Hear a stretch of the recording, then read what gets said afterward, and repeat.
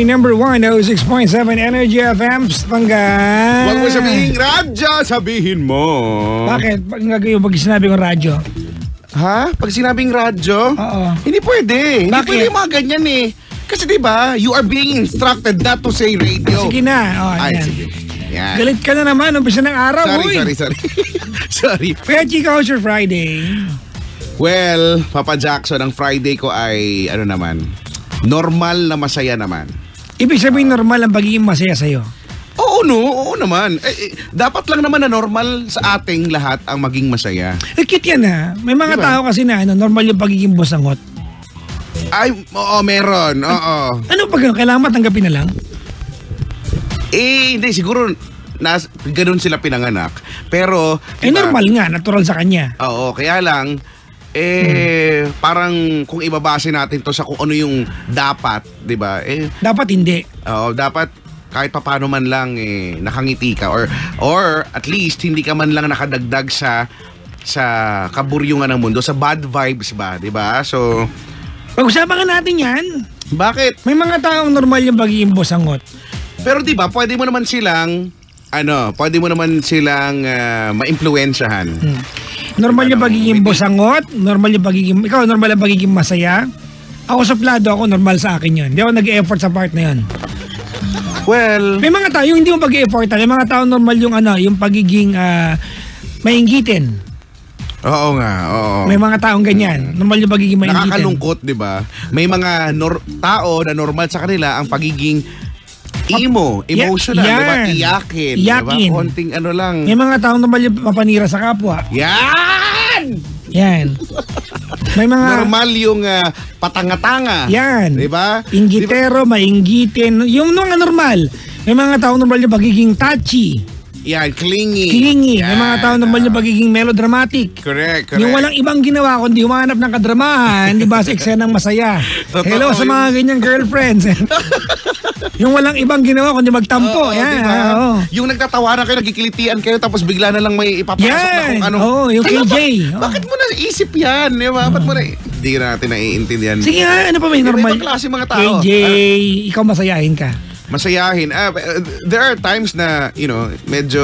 Hindi, yun normal lang sa'yo. Kasi yan. normal din yung malungkot. Sa bagay, yun yan. Normalan, yan, ganyan. Kasi di ba, advocate tayo ng pagiging, positive man lang. Sa dami-dami ng mga negatibo sa bagay, ay sa paligid natin, huwag na natin dagdagan. Di ba? So, mas magandang makatulong na lang tayo para ang mundo ay maging lighter. Ano yung mga ugali ng normal, yung normal na ugali ng kapwa mo na ayaw mo? Maarte. Yung kahit alam mo normal niya yun, naripika ka pa rin. Minsan kasi yung kaartehan hindi normal yung na-acquire mo na lang. Sige, example. Example ko. Oo. May mga, sorry girls may mga babae kasi na pag umarte, masarap tignan kasi bagay sa kanya. Tama, di ba? Correct. May ganun Pero meron yung babae na pag umarte, Oo. alam mong, hindi bagay, paano ba? Tumigil ka na. Parang lalaki. Oo. Di ba? Ko. May mga lalaki na pag nagyabang, bagay yung yabang. Example, Robin Padilla. Angas ni Idol, di ba? Pero hindi naman siya kasi nagyayabang. Hindi siya mayabang, pero maangas. Yung datingan niya maangas talaga, Pero di ba? normal. Oo. Masarap tignan. Normal Bagay, yun. di ba? Nakakamacho, nakakalalaki. Try mo sa akin yun. Di ba? Pangit.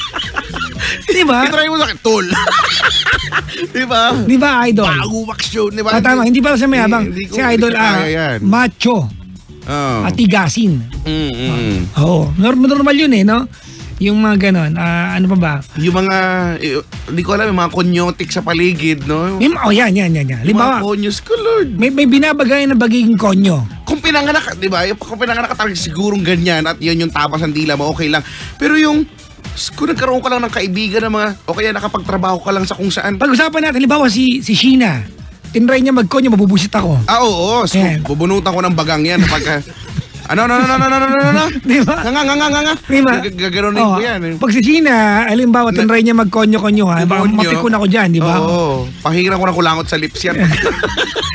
Hello po. Si Jimbo, itry mo, magkukonyo si Jimbo. Si Jimbo pagka nagkonyo. Papating itlog maalat yan, Nagsaya kay itlog na maalat. Diba? Bugahan ko ng fire extinguisher sa mukha yan si Jimbo. May binabagayan Yeah. Pero halimbawa si Justin. pag nag-English si Justin, bagay. Yun talaga. Bagay, di ba? Parang wow talaga. Try mo ako mag-English, baka akong tanga. Grabe. Grabe naman. Ito totoo, may ganyan. Naalala mo, may kwento ka sa akin. Yung Les Miserables. Oo, yan, ikwento mo. Alam mo na, apektuhan. Hindi ko alam. Siguro medyo OA naman ako sa part na yun. Pero siguro kasi kagigising ko lang. Umagang-umaga kasi noon. So sa dati pa showing pa noon ng pelikulang Les Miserables. Ako rin ang baso kay Les Miserables. Sorry hindi ko dati naman talaga Les Miserables. Pinoy ako eh. Babasahin ko diba? Pinoy way. Tapos, so kaya lang kasi nung kumakain, kumakain na doon sa isang fast food doon malapit sa atin dati. Si Ateng kumukonyo-konyo pa kasi. Diba? Oy, have you watched the film? It's so great. The Les Miserables. May pag tapos doon na syempre marami silang pinag-uusapan pa na kung ano. So doon pa lang medyo napatingin na ako ng masakit na parang okay. Actually, masakit ka naman talaga tumingin. Normal ko talaga yan. Diba? Yan, normal mo yan. Normal mo yan. Yung alam mo yung eyeballs ko lang yung gumalaw. Yung sa iba kasi naman nakita namin yung eyeballs mo. Kasi guhit lang yung mata mo. Tapos yung eyeballs ko napatingin sa kanya kasi medyo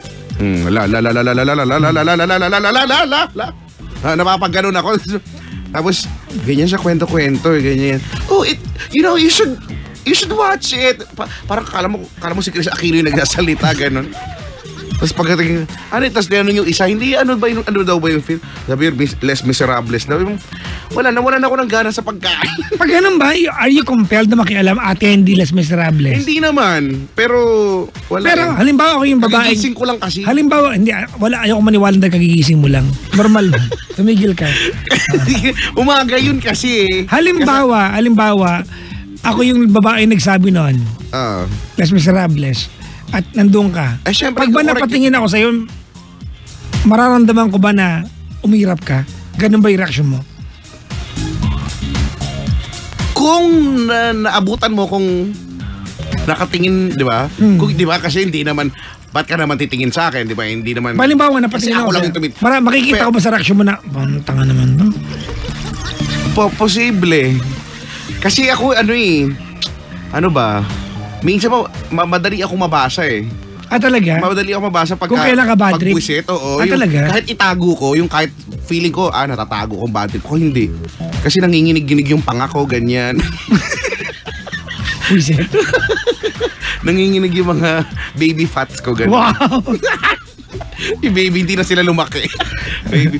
Basta yun, hindi basta yung. Tapos minsan, di ba, meron din sa isang mall, no, ganyan. Mas malala yun. Pumipila kami sa sinihan. Ano yun? Sabi niya, hey guys, can you just stay on the line because I'm just going to make bili of the. Ano daw? Make bili? Sa English mo ako tinagalog mo, hindi yung make bili. Sakat, di ba nag-iinit talaga yung ulo ko sa mga hindi pag gano'n, alam mo, umaarte na lang, di ba? Nung tinignan ko, sorry naman dito, nung tinignan ko, hoy, gusto kong ganonin. Di hamak na mas makinis ako sa'yo, ganyan ka. Make bili. Pwede ba, I'm going to buy. Okay, pwede ba bibili ako? Can you save the life because I'm just going to make bili of the. Nagbubuwisit talaga. Si Ipe yung kapatid ko, alam niya na bibuwisit na ako. Tapos kasama yung pinsa ko si Bagayge. Alam nila buwisit na ako eh.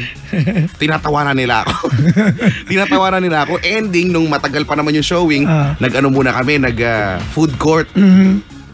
Yung tadhana minsan mapaglaro. Doon sa food court, katabi na naman. Yung babaeng kinabusitan mo. Hindi, si Vakler, si Atembang, di ba? Going to make bili. You want me to make sunganga of your mouth? Ganun. Hindi ko alam. Mabadrip talaga ako. Make bili. Naiintindihan ko kung talagang, di ba? May mga ganun kaintindi na ganyan siya. Pero ako hindi ko naman nilalahat, ha? Pero walang pinagkaiba pala sa I'm just going to make tusok-tusok of the fishball. Parang gano'n. Pero siya, hindi niya sinasadya. Gano'n talaga siya magsalita na. Yung hindi, di ba? Maintindihan mo kung naghaharutan lang. Di ba? Pwedeng harutan lang. So ano ba yan? Normal kaya niya yun? Siyempre, hindi niya yung normal, no? Na ano na yun, Pag siguro. ganun, alam. Siguro na siya, na acquired na. Kumbaga siguro yung mga, baka yung mga tropa niya. Way of life na niya yan. O pwedeng yung mga katrabaho niya siguro. Hindi ba? Ganyan eh. So, naging, mas ginusto niya na yon. Ba't pinanganak ba siya? Ganun ba siya? Pag ganun, alam kaya anong tao yun na maarte siya? May mga taong alam. May mga taong... Hindi, kasi ikaw alam mo suplado ka, alam mo loner ka, diba? aware ka. Oo. Ako, suplado ako, alam ko suplado ako. Oo. Suplado talaga ako. Pero hindi ko alam kung ganyan sa kanila, kung alam nilang medyo... Nakakapikon ba, nakakabusit ba si kuya sa kayabangan niya? Alam kaya niya yan? Kasi yung mga taong mayabang, pag sinabi mo mayabang, hindi sila, di ba pag negative, hindi, o baka denial lang yan. Pwede. Hindi, yung iba kasi alam nila, no? May mga tao na inaamin nila, no? Aminado ako, social climber ako, ganyan. At sinasadya na talaga nila yung pag nagsalita, akala mo may 7 patong na brace. Where you are? Because I can buy it for you. Okay, sir. Ano? Nagagalit talaga ako. Hindi ako naniniwala nang dahil sa may braces ka. Aarte ka. Ilang taon ako nag-brace? 16 years. Oo. Ako pala yung sobrang pangit mo ng inupin mo. Para isa't kalahat hindi kada ka mag-brace. Ako pala yung OA. Hindi, di ba? Matagal ako nag-brace. Siguro mga 4 years, mga ganyan. 3 to 4 years. Never na, di ba? Never ako nagkaroon ng problema sa S at saka sa F. Kung paano ako magsalita ngayon, ganun pa rin ako nung nagsalita nung nag-brace ako. So hindi ako naniniwala na yung mga may brace dyan, may possibility na maapektuhan. Pero hindi ganun ka-art. Hindi yung... Not to the point that it will change your speech. Correct. Diba, yung manner of speech mo. Oo, yung iba sinasadya. Diba, porkit may brace. Diba? It becomes an excuse. Oo. Kasi aminin natin, diba, kapag nag-brace ang isang tao, noong time na mahal pa ang brace, actually mahal pa rin ngayon. Ngayon. Pero mas mahal dati. Oo, correct. Nga lang ngayon, mas marami na mas mahal pa na klase. Diba, aminin natin, at some point, sa Pilipinas lang to, alam nyo ba to? Sa Pilipinas lang na ang braces, it became a status symbol. Correct. Diba, sa ibang bansa, pag nag-braces ka, dork ka. Honestly. Sa ibang bansa, pag may braces ka, you will be perceived as dork. Diba? Kaya nga... Pero sa atin, ganda yan. Totoo. Kaya nga, Pogi. Status symbol. Kaya nga nauso. Meron ba dito? Meron, di ba merong yung iba, yung anong tawag dyan? Yung sariling sikap. Wow! Hindi na for the sake of having a brace sa ngipin. Si Marlo. Ayan, halimbawa yan, di ba? Na nakakasira. Napanood ko interview niya. Aminado ako dyan dati naman, pero hindi brace, retainer. Nag-retainer ako nang wala lang. Maayos. So, kasi may mga kilala kaming dentista, no? So, sinasabi ko, si Tita D, ganyan. May gusto ko mag-retainer. Bakit? Wala naman. Pati ang ngipin mo, wala naman, okay naman. Hindi mo kailangan, wala lang po, gusto ko lang. Ganyan. May ganon. So, di ba, sinabihan niya ako na pag ganyan, may masisira ang ngipin mo. Kasi, may use kasi yan dapat eh. Pero amin natin. Matigas ulo ko, ginawa ko pa rin. So, ina-adjust ko ng sarili ko lang, ganyan. So, na-deform talaga yung ngipin ko. Talaga? Yung ngipin ko, imbis na pababa, pataas na yung tusok niya, gano'n. Ano ba? Sobrang na-deform. imbis na yung pakagat, naging paakyat, gano'n. Parang ang walrus. Hindi naman gano'n, pero na-deform siya. So, pero dati, imbis na maayos naman talaga, siguro feeling ko yun yung dahilan kung bakit yung midline, di ba, yung pag gumiti ka, di ba, yung may dalawang, yung ipin dyan, yung midline, yung nawala sa mid. Talaga? Oo, kasi nga, umurong na eh. Bugs Bunny teeth. Kaya nga nung yun nga, di ba kay Doc Nina na, yung sa Dental Focus na, inayos na nila. Talaga? Ginawa nilang, binalik nila sa mid, yung midline ng ngipin ko. Kasi nga, deform eh. Yun, di ba, sana, hindi ko na lang pala ginawa nun. Uy, alam mo, nakakita na akong ganyan sa Tondo. Alin? Yung dentista na yung illegal, yung sa bahay lang. Hindi. Yung iba kasi... Sa community. Yung walang lisensya sa community lang. Yung mga dentista sila. Yun nga lang, wala sila lisensya. Hindi sila makapag-put up ng... Clinic. Bawal yun. Ng clinic. Kumbaga lang, common knowledge sa barangay na pwede nga pumunta sa kanya.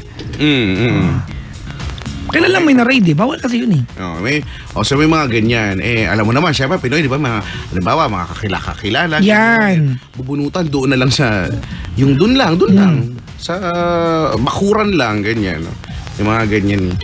Pero, ayun nga. Hello po sa inyo ha, sa mga maalaga, may mga maalaga sa ngipin. Si Lindsay, maarte sa ngipin yan. Talaga ba? Sa sobrang arte niyan sa ngipin, nagpapa-whitening. Kaya lang... Napatingin ako sa picture ni Lindsay. Tingnan mo yung ngipin niya. Tapos si Sheena, naka-braces naman, kulay pink. Oo. Yan pa rin kaya rubber niyan hanggang ngayon? Hindi ko alam. Si Jim hanap yan, rubber na yan. Pag nagpapalit ng rubber, amuyin mo yan. Bakit? Refreshing. Mia. Di ka, try mo. Punta ka sa mga dentista, pag kami nagpapalit, amuyin mo. Ayun tinanggal. Oo. Ba't ko aamuyin yun? Para malaman mo yung amoy. Hindi ko na kailangan, alam. Para ma-experience mo. Ang baboy na ito. Minsan naknukuha ka ng kababuyan eh. No? Tapos diba sa mga may braces dyan, makaka-relate kayo yung kahit gaano ka matikuloso mag-toothbrush, meron pa nga yung special na, di ba, parang Christmas tree na maliit, na pang ganon. Sus ko, katatamaran mo lang din talaga. Tapos, i-adjust, no? Meron dyan yung molar band na tinatawag, yung bakal na nakapaikot dun sa bagang molar. Pag yung tinanggal, amoy mo din. may kakaibang alasa. Alam mo po sa mga kumakain. Kasi, di ba, parang, wow, sarap! Ano to? Di ba, yung a year's worth na. Siyempre, di ba, ando na yun eh. Pero anyway, basta ka iaayos naman ang ngipin. Hello, no? Ay, nako. Speaking of ngipin, wag niyong isipin na ang magandang ngipin ay puting ngipin, di ba? Lagi sasabihin ng dentista yan, no? Ang healthy ng ngipin ay hindi puting. Yung yellowish, yun yung strong. Yellowish. Yan. Yan. Yellowish. Kasi pag nagpa-whitening, magiging siyang sensitive. Ano ba yun? Ninipis? Mangilo. Oo. Oo nga, ganun. Nakapag-teeth whitening na ako eh. Baka naman linis lang. Hindi, teeth white. Laser Ay, talaga. talagang yung, yung, okay. Ako hindi pa, never. Linis-linis Hindi lang. ko kinaya. Oo, di ba yung kut-kut pa lang, yun nga pa lang, nakakangilo na eh, di ba? Pero hindi, kailangan mong tisan talaga ang gusto mo eh. Di ba? It comes, di ba? May mga tao mangingiluhin. Ako mangingiluhin ako. Yung makarinig pa lang sila yung ayaw nila nakarinig ng nagkakaskasang, halimbawa yung kutsara sa kawali, yung ganyan, di ba? Ayaw nila nakakarinig. Iba nga, iniisip pa lang yan, ano na eh. Ayaw na, di ba? Nanghihina na sila, no? Mangilo. Oo nga, no? Mangilo. Yung tsahin ko ganyan, kaya pag nagluluto, sinasadya ko pala. Ganito pa yung paghalo. Hindi ganyan. Napasaway. Bakit ba? Ay, ganun ako maghalo eh. Hoy, happy birthday sa mga may birthday ngayon ha. Maligayang kaarawan. Hello po sa mga nanonood sa Facebook Live. Maligayang pakikinig po sa inyo lahat. How are you people? Hoy, di ba? Sweldo Day Friday ngayon. Sa mga sweldo ay katapusan kinsenas. Ngayon. Di ba? Sweldo na nila. Tayo ay 25th. So, di ba, lumipas na yung mag-iisang linggo na. Paalala lang po sa mga sumweldo ngayon, huwag yung gaanong ubusin. Kasi pag Friday, sumweldo yung iba dyan, walang ibang gagawin kundi ubusin yung sweldo. Di ba? Lalo pag tumapat na Friday. Oo, no, ubus-ubus Friday, biyaya. sweldo day, yan, gimmick day. Ubus-ubus biyaya. Bukas, tihaya. Huwag naman tihaya. Ano? Mamaya yung tihaya. Mamaya. Hindi kasi di ba wala kang ginagawa, nakatihaya ka lang. Mga after midnight yan. Ubus biyaya. Bukas tunganga. Alright mga pangga, tawagan nyo kami 721-2429. 721-2429 mga pangga. 721-2429. Oo kung may mga mensahe, reaksyones, no, pwede naman sa mga social media accounts namin. Ako po, at Kuya Chico 1067, KUYACHICO 1067. And speaking of mga social media na yan, syempre bilang nominated ka, so dapat ang boto nating lahat ay alam na, di ba? Oo. Para sa Roar. Ano parang yun? Roar. Actually, ganito yan. The award is for your most favorite DJ. Iboto nyo po yung paborito nyo. Hindi dahil follower ko kayo, follower kayo niyang sino man. Iboto nyo yung favorite ninyo. Alright? Kasi marami eh. Di ba? Marami kayong mga nandun. So, kung sino yung favorite mo, iboto na. Iboto mo, di ba? Kasi pwede nakikinig ka sa kanya, sa ibang istasyon, doon sa isa, nakikinig ka sa akin, sa 5 ka nakikinig, o sa 6, sa 7 ka nakikinig. Di ba? Hindi mo naman favorite siguro lahat, unless ikaw yung jowa ng pinsan ko. Oo, syempre isa lang iboboto mo. Walang ibang ginawa kundi pag may kinain na, anong favorite ko to? Pag nakatingin mo, alam mo, oh my God, favorite ko yan. Marami gaya. Oh, yan, diba? Speaking of may mga tao na, natural sa kanilang gaya-gaya. Lahat favorite, oh. Oh my God, yung pili ko lang yan, favorite ko yan. Oh, talaga favorite ko. Ano nangyari? Ano yun matatapos din yan sa huli. Diba ganun yung, okay. So, iboto nyo ako sa Roar Awards yata yan. Roar Award, Lionheart Oo. TV. Ayun lang, nananawagan po ako. Baka pa pwedeng paki-PM nyo po kasi I don't know how to do this. Yung Roar Awards, yung Lionheart TV. Would you please, people, help me out to please change my name because my name is not Papa J. Oo, so, oo nga. Alright? Kasi nakalagay doon, unless ibang tao yung tinutukoy nila, hindi ako yung nominated. Pero picture ko yan eh. Picture mo yung nandun. Oo, so baka lang. So please, nananawagan po ako sa Lionheart TV, sa Roar Awards, di ba, for your favorite DJ. Please change my name. My name is not Papa J.